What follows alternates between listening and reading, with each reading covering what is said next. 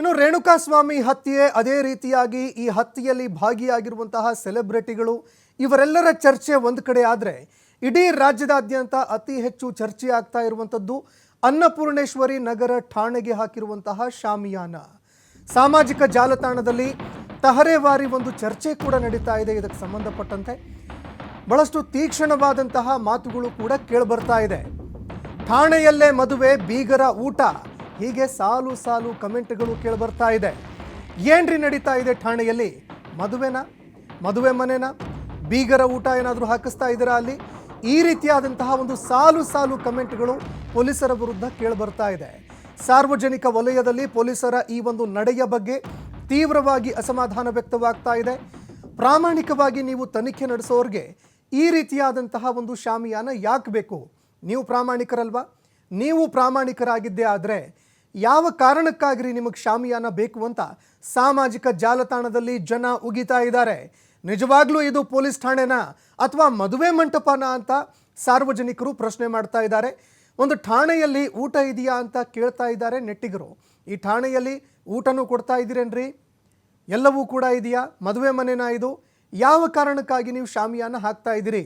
ನೀವು ಪ್ರಾಮಾಣಿಕವಾಗಿ ಇದ್ದಿದ್ದೇ ಆದರೆ ನಿಮಗೆ ಶಾಮಿಯಾನ ಹಾಕುವಂತಹ ಒಂದು ಪರಿಸ್ಥಿತಿ ಯಾವ ಕಾರಣಕ್ಕಾಗಿ ಬಂತು ಅಂತ ಸಾರ್ವಜನಿಕರು ಪ್ರಶ್ನೆ ಮಾಡ್ತಾ ಇದ್ದಾರೆ.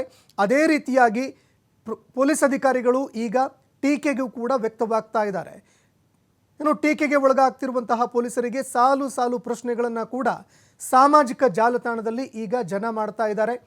ಪ್ರಾಮಾಣಿಕವಾಗಿ ನೀವು ಕೆಲಸ ಮಾಡಿದ್ದೇ ಆದರೆ ಈ ರೀತಿಯಾಗಿ ಒಂದು ಶಾಮಿಯಾನ ಹಾಕಿ ಅಲ್ಲೇನು ನಡೀತಾ ಇದೆ, ಏನು ನಡೀತಾ ಇಲ್ಲ, ಇದೆಲ್ಲವನ್ನೂ ಕೂಡ ಮರೆಮಾಚುವಂತಹ ಒಂದು ಪರಿಸ್ಥಿತಿ ನಿಮಗೆ ಬರ್ತಾ ಇರಲಿಲ್ಲ. ಯಾವ ಕಾರಣಕ್ಕಾಗಿ ನೀವು ಶಾಮಿಯಾನ ಹಾಕಿದ್ರಿ?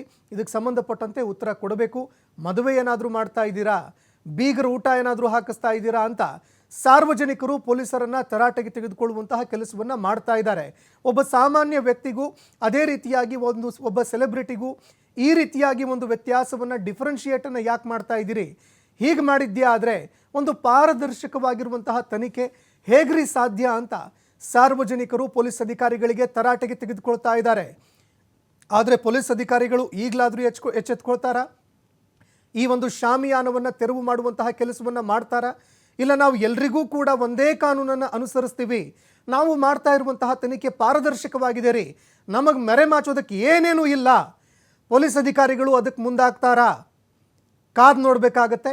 ಆದರೆ ಸಾರ್ವಜನಿಕರು ಈಗ ಸಾಮಾಜಿಕ ಜಾಲತಾಣದಲ್ಲಿ ಪೊಲೀಸ್ ಅಧಿಕಾರಿಗಳಿಗೆ ಉಗಿಯುವಂತಹ ಕೆಲಸವನ್ನು ಮಾಡ್ತಾ ಇದ್ದಾರೆ, ತರಾಟೆಗೆ ತೆಗೆದುಕೊಳ್ಳುವಂತಹ ಕೆಲಸವನ್ನು ಮಾಡ್ತಾ ಇದ್ದಾರೆ. ಆ ಸಾಲು ಸಾಲು ಪ್ರಶ್ನೆಗಳಿಗೆ ಪೊಲೀಸ್ ಅಧಿಕಾರಿಗಳು ಕೂಡ ಉತ್ತರವನ್ನು ಕೊಡಲೇಬೇಕಾಗತ್ತೆ.